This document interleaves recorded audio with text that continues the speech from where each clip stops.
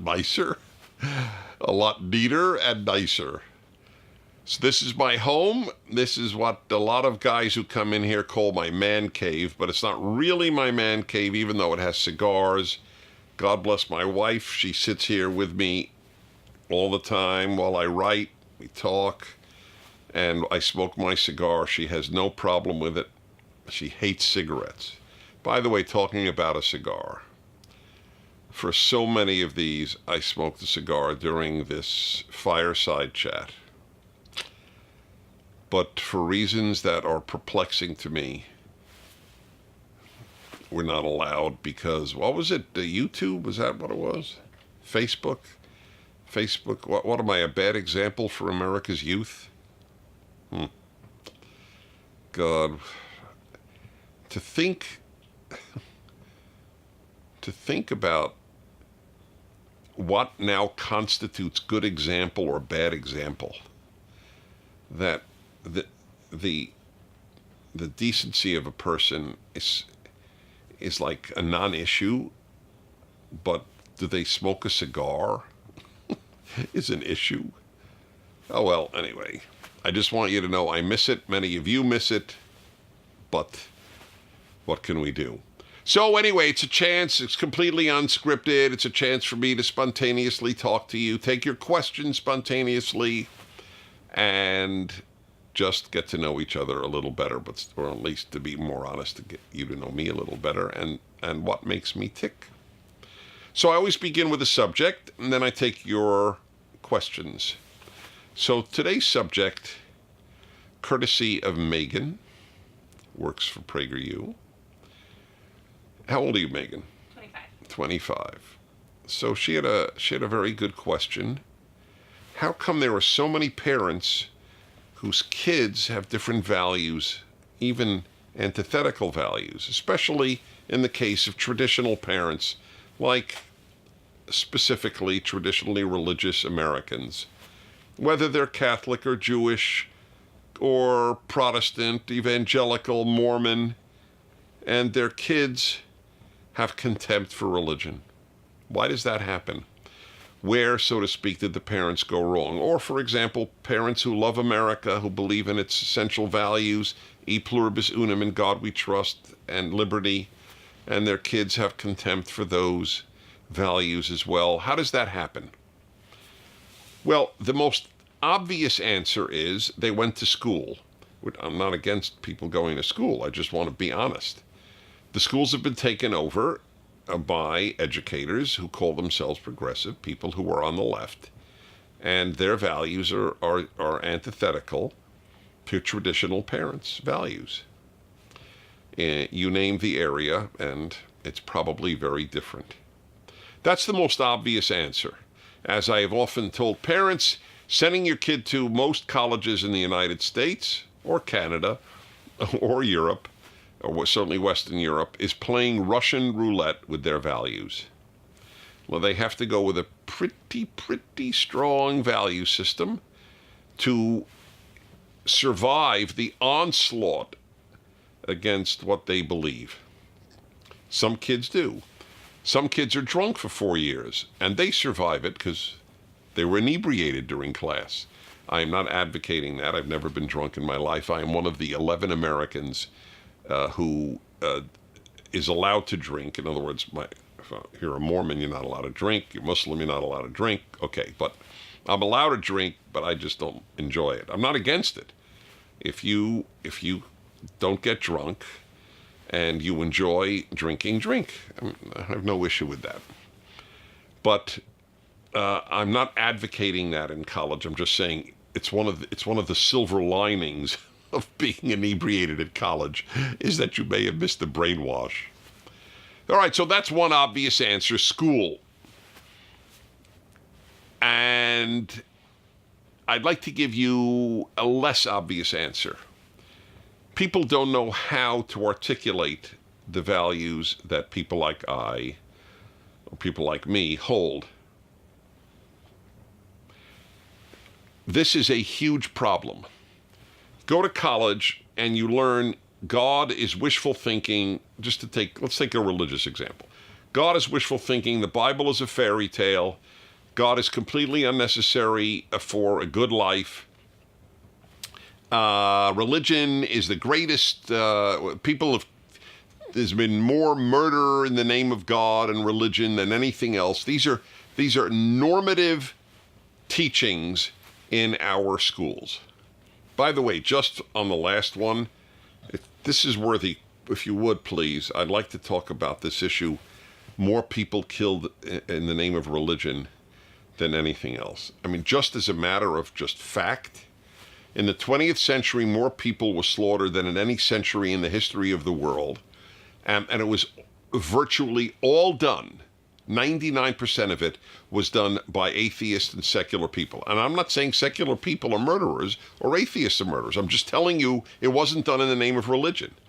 Communism, which is the greatest killer of humanity in the 20th century, was anti-religion.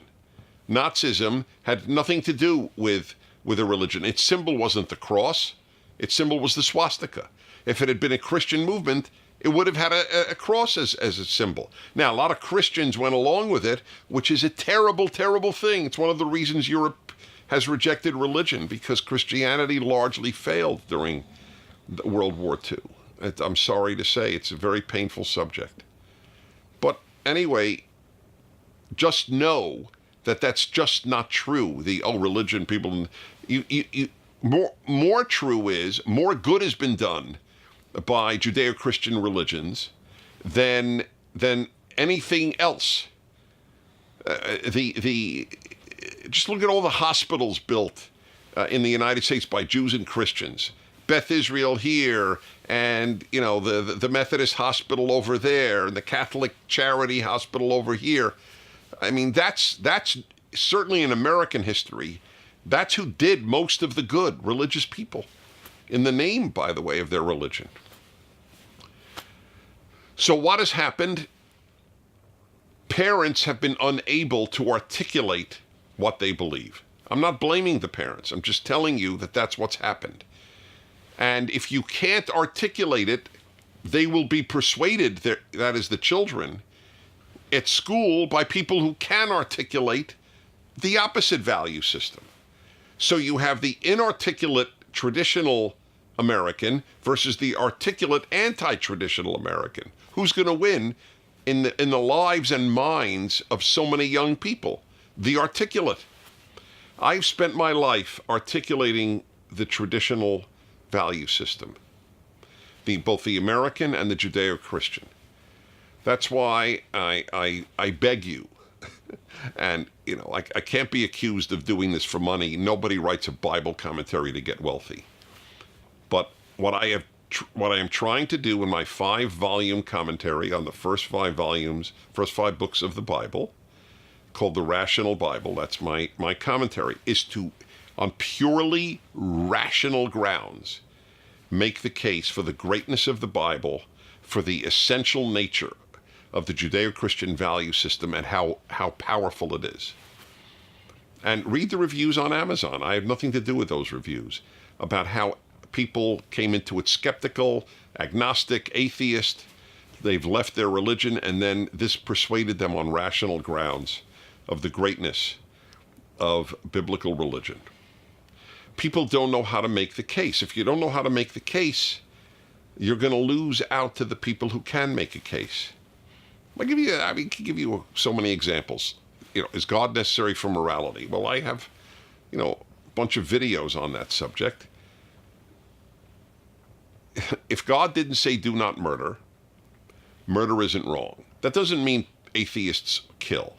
It's amazing. People are well educated, but they can't think clearly. The fact that murder is not wrong if there is no God, it's just a personal opinion. It's just a personal opinion that murder is wrong. Doesn't mean that atheists will all murder. One has nothing to do with the other. And there are religious people who murder. I acknowledge that. That's not my argument. My argument is only if there is something higher than humanity from which morality emanates, is morality an objective reality. That's all. But atheist professors, atheist philosophers know that. that morality is simply a matter of personal opinion. If there isn't an objective source, that's all. It's not objective, it's subjective. That's the whole point that I want to make. Parents don't know how to make that argument. Give you another one. I've asked this question over and over. Would you save your dog or a stranger first? Which would you save first, a dog or a stranger if both were drowning? So people answer, since I was a kid asking this question, I began lecturing in my 20s, and I asked then and I ask now, which would you save? 2/3 would not save the stranger. Why? I love my dog. I don't love the stranger. I follow my heart. I follow love. But the biblical view is humans are created in God's image, animals are not. Therefore, humans are intrinsically more precious than animals. And if you don't have a biblical basis for that, humans aren't more precious than animals. My animal is more precious than the stranger. And then then people again who don't know how to think clearly will say, well, what if it's Hitler drowning? Then it's not a stranger. That my whole point is it's a stranger. Right? For all you know, the stranger, I might as well say, what if the stranger is your uncle? But then it's not a stranger anymore. You can't change the question. So people have not been able to articulate the system to their children. I am in the baby boomer generation. So my parents' generation fought in World War II, right? They had two values that they had that were huge. They didn't want their children to suffer of a depression like they did, that is economic depression, and they didn't want them to have war. That was it. They hated the depression, they were right to. They hated war, they were right to. I got it. But that's not enough. They didn't articulate what they stood for. So this generation, which many call the greatest generation, there were many great generations. I don't think it's the greatest, but it was a great generation. This great generation did not know how to articulate its great values to its children. That's what happened. They said, and I remember as a kid in my 20s, I would say, our parents, I didn't mean my parents. My parents did a good job giving me these values. But my parents' generation would say, we will give our children everything we did not have when we were kids, especially thinking material things and even peace. The problem is, and I said this in my 20s, the problem is you didn't give us what you did have when you were children. That's the problem. They didn't give them religion well. They didn't give them a love of America well. They assumed that they would have it through osmosis, that they would just imbibe it, but it's not true. I'll give you or here's another one. Parents think, a lot of parents say, you just have to provide your children with a model and that your children will model themselves after you. But that's not true. Think about music, which I always think about because I love music. Let's say you are a great pianist and you're the mother of a bunch of kids or one kid and you play the piano really well. Will your kid play the piano really well? Of course not. You could be the greatest model of piano playing in the world. You could be a world-class virtuoso. It won't matter. You have to give your kid piano lessons. That generation didn't give kids character lessons. Didn't give kids America lessons, didn't give kids religion lessons. Maybe, Sunday school. There's our guy. Is he in the photo? There he goes. Do you know that as soon as I start talking, he leaves? It's a good thing I have a good self-image because he is a humbling animal to have around. Every week this happens. He was dead asleep before this started. You guys want to let him out or he's coming back? Are you coming back, Otto? Otto, you want to look in the camera and say hi to everybody? Hey, Otto. There we go. Do we have a nice view of him? That's the man. That is truly a face only a mother could love. I have to admit that. Or a father in my case. All right. Take a nap. Okay, all's good. This is the issue. Your kid won't play piano because you play piano, because you're a great model of piano playing. You got to give the kid music lessons. They didn't give them character lessons. In American history before the 50s, kids routinely got all these character lessons in school books, and from their religion and from their parents. This is how you have to be honest. This is you have to have integrity. You have to have loyalty. I just spoke at a religious school, in this case Jewish, in Florida, just last week. Yeah, that's right. Since my last event with you, and what happened was amazing. I walk into the class with the principal of the school. It's an all-girls school, and I spoke from 6th grade to 12th grade, the entire school, and when we walked in, the girls all stood up. Now, I don't know if it was, do they stand up for every visitor who comes to speak? I don't know. But I'm sure they stand up for their principal. I mean, I did. I stood up when the principal walked in. Does that happen now? I mean, kids curse principals. Kids curse teachers. There were prayers said for teachers in America until 1962, when the Supreme Court, in the beginning of the end of the American value system, I date it to 1962, and the Supreme Court decision against voluntary prayer in school. It was always voluntary. And you know what the prayer was? It was the New York State Regents Prayer. That's what it was called. And I don't remember it exactly, but it went something like, oh God, please bless our parents, our teachers, something like that. So kids, I mean, is that a good thing to bless your teacher? Is that a good thing to have kids say, God bless my teachers? So how do you not expect it? Take liberty. Half of millennials do not believe in free speech for, quote, hate speech. But that's the whole point of free speech, is for what you think is hate speech. It's no big deal to have free speech for speech you agree with. The point is to have free speech for speech you don't agree with. But the parents didn't teach them that value. Liberty, remember? Liberty, e pluribus unum, in God we trust, the American Trinity. I have a video on it, 5 minutes, it's worth watching. Or my book on it, Still the Best Hope. Wasn't taught. So parents don't realize, oh my God, how did my kid end up this way? And the answer is because in so many instances, they were not well taught in the other way. I'm not blaming you if you're a parent. I'm not blaming you. My heart goes out to you, actually. I met a man on a cruise. I take cruise with listeners. I have been for 25 years, all over the world, from Antarctica to Scandinavia, Africa, Asia, everywhere. And I get a chance to really know the people on board. Obviously, we spent 10 days together on a ship, and on land, obviously, but on a ship. And I get to speak to a lot of them. But there was a man there who told me he had 3 sons. They have PhDs from Yale, Princeton, and Stanford. Now, most parents would think, woohoo, that is success, right? Parent has three children, male or female, PhDs from the most elite universities in the country, or 3 of the most elite. But he said, they all reject my values. He was a traditional Christian man. And he said, you know what? I wish they never went for their graduate degrees. I happily live without Stanford, Yale, and Princeton to have kids with whom I could share my values. As a good man, you have to learn how to articulate the values, or there's little hope. That's one of the things we try to do at PragerU.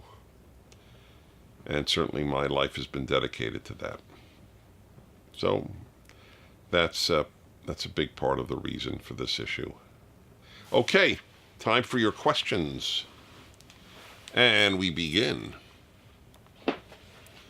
Brandon, 17, in Montana. Why do you think small towns or rural areas are generally more right-leaning versus large cities or urban areas where you seem to find large left-leaning crowds? Well, I'll tell you this. people in rural areas, this is a statistic you could look up. Per capita, per income, give more charity than people in urban areas. Same, if you have to do, obviously, wealth versus wealth, or income versus income. Now, why would that be? There's a big problem in big cities, anonymity. When people are anonymous, they don't act as well. They don't feel as morally bound to the next person. It makes perfect sense. Look at the internet. The ugliest, vilest comments on the internet are there because the writer is anonymous. When people have to attach their real name, you don't get so much cursing and you don't get so much vile hatred. In the city, you could be anonymous. That in the rural area, you can't be anonymous. People know, oh yeah, that's the guy on the farm over there, or the guy, down the street. Yeah, sure, we know him. We know our neighbors. In big cities, you don't even necessarily know the neighbors who live on the same floor as you in your apartment building. That's a big part of the reason. So yeah, all things equal, I feel that people are generally sweeter in the smaller cities. I do. As a visitor, I feel that. Forget as an inhabitant. All right. Kyle, 19, Kentucky. You and Crowder convinced me on cigars. Do you have any cutter recommendations? Well, that's one of my favorite questions ever. So this question I was told about. So I have in my pocket 3 different cutters. If some of you absolutely couldn't care less about what I'm about to say, doesn't matter. Still fun. There are 3 types of cuts on a cigar. Straight cut, V-cut, and just a hole.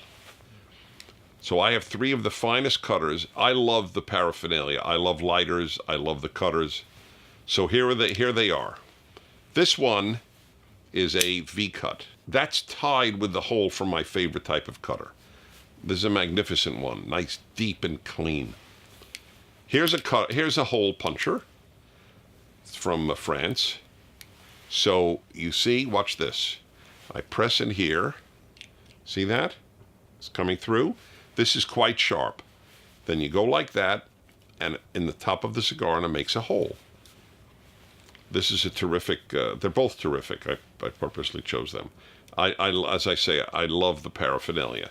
The most popular is my least favorite, but it's great too. And that is, you put the cigar in there, and then you go like this, and it takes off the entire top. A lot of people love that. Those are my recommendations. David, 24, Texas. What is your favorite cartoon character ever? So that's a tough one. Let's see. I liked Superman because he fought evil. Batman fought evil too. So, but I don't know. But, Superman was Superman. And when I grew up, Superman represented truth, justice, and the American way. Superman has been completely changed because folks on the left took over the Superman comics, and he gave up his American citizenship, Superman, a few years ago. Actually did. He's now a citizen of the world, which doesn't mean anything. And I loved truth, justice, the American way, and that he fought. The other, I loved Heckle and Jekyll, which most of you never heard of. As I recall, they were somewhat devilish, these 2 crows. They were 2 crows, and often causing and getting into trouble, which I related to completely. That was me. I caused and got into trouble. I mean, not bad trouble, but I was thrown out of class a lot for talking and laughing and swapping the girls' briefcases. You don't have briefcases now, but whatever you keep your books in. So I would arrange with some of the guys to surreptitiously, during class, take their stuff and exchange it with another kid's. And then the teacher would say, okay, take out your notebook. And then they would take out the wrong notebook, get all flustered, and I had the time of my life. I lived for that moment. Okay. Anyway, Heckle and Jekyll were. I like Goofy of the Disney characters. So I relate to goofiness. Next. Ben, 22, Illinois. What have you done in your life that you suggest others should do also? Example, skydiving, long night in Vegas, bungee jumping. All right, well, they're not three examples that I really relate to.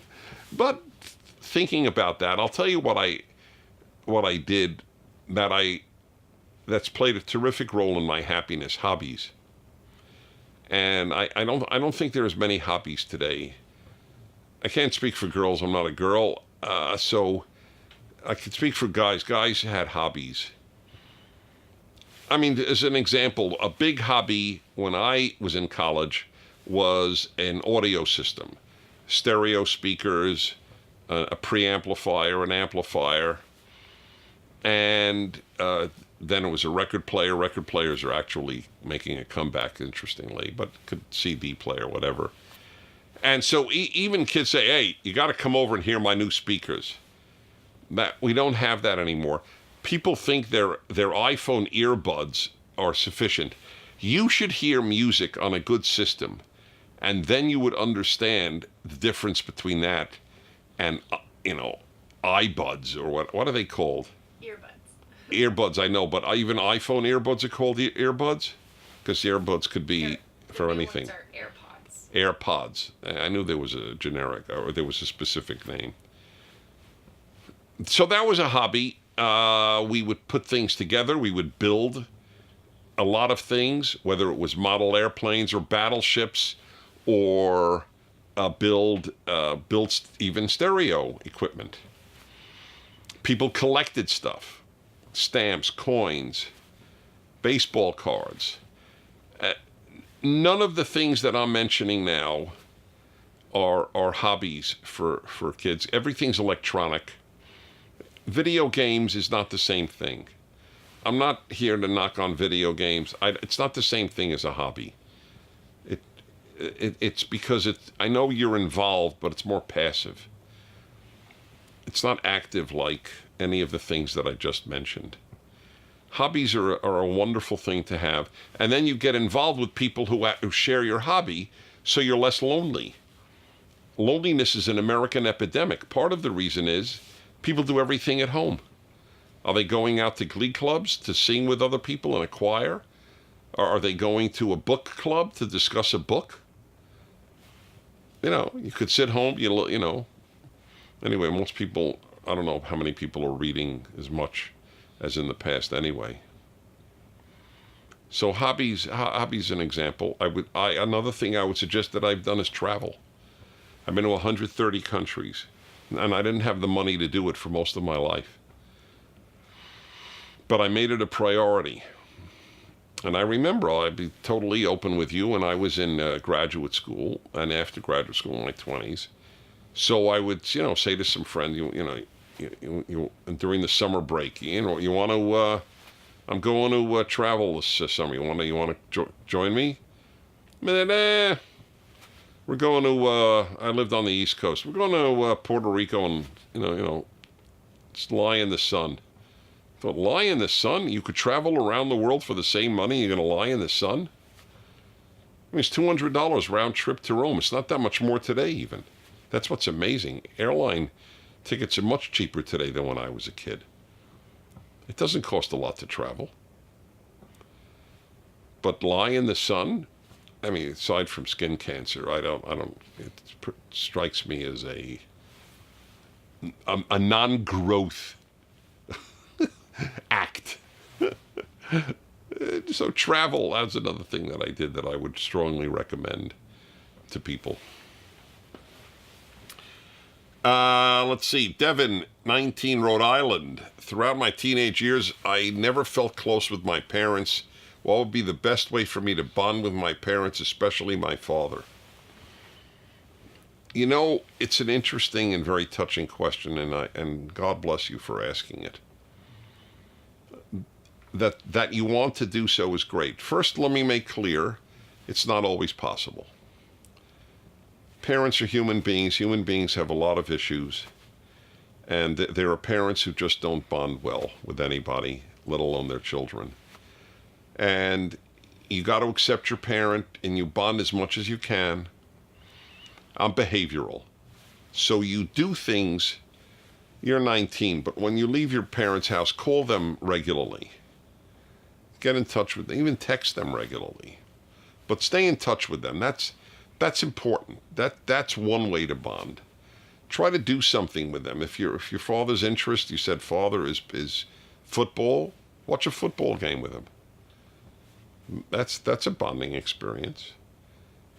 If your father goes to church, go to church with him. In other words, do something with him. That's a big help. None of these are guarantees, but you know what else you should do?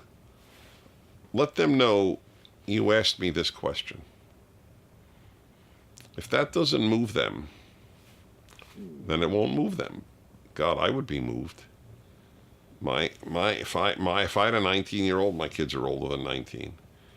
If I had a 19-year-old and he said to me, look, there's this guy I watch or listen to, and I sent him this question about bonding with you. I would go, really? God, am I touched? I'd probably even cry to know that my child wanted to bond with me to the point of sending in a question to a stranger. That would be really nice. Father smokes cigar, have a cigar with him. In other words, do something together. And don't expect massive hugs and bonding. A lot of parents are not capable of that. You have to know the greatness and the limitations of people in your life. Friends, children, parents, and accept that. It's very rare you can change somebody in your life.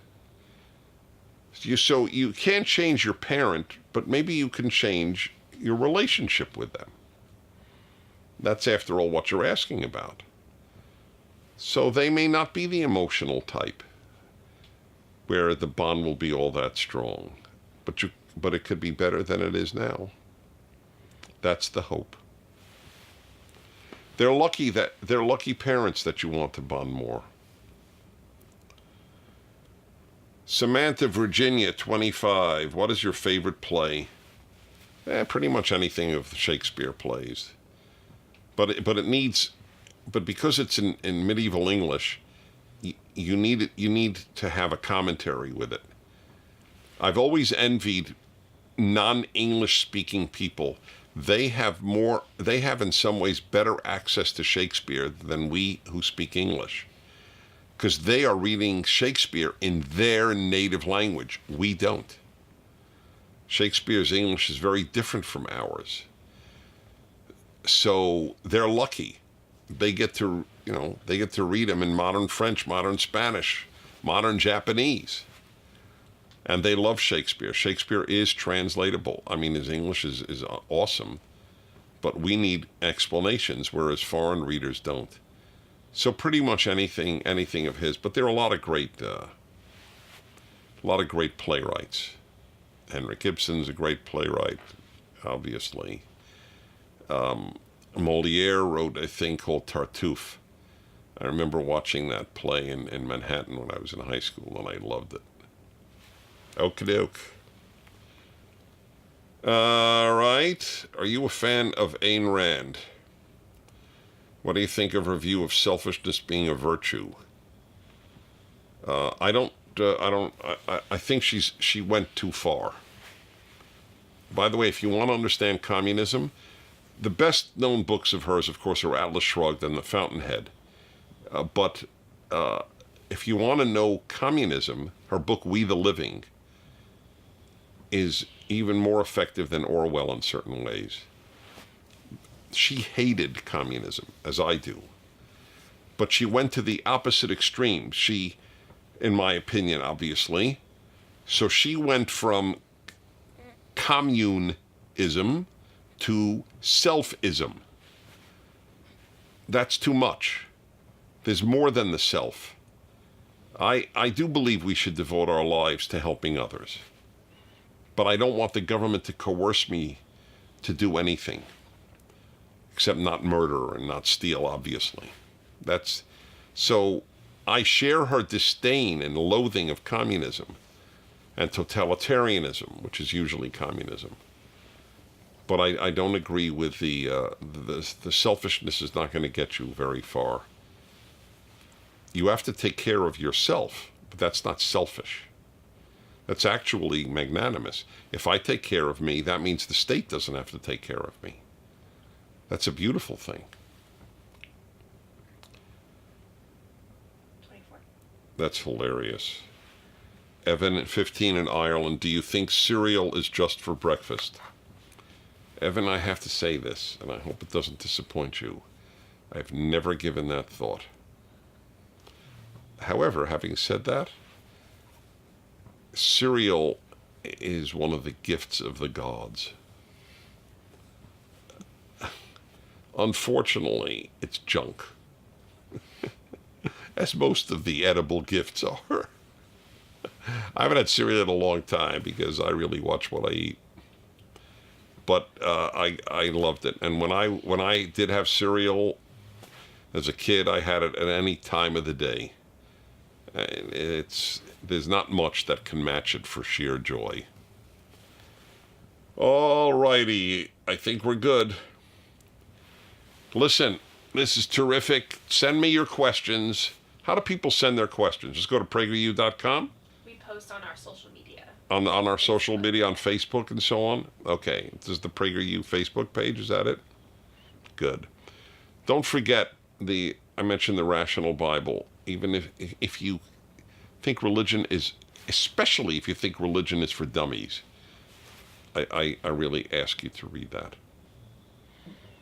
I have a national radio show where I speak 3 hours a day on what's going on in the world and other matters. And of course, there are the PragerU videos. And we want to preserve the best values that made America a great country with all its flaws.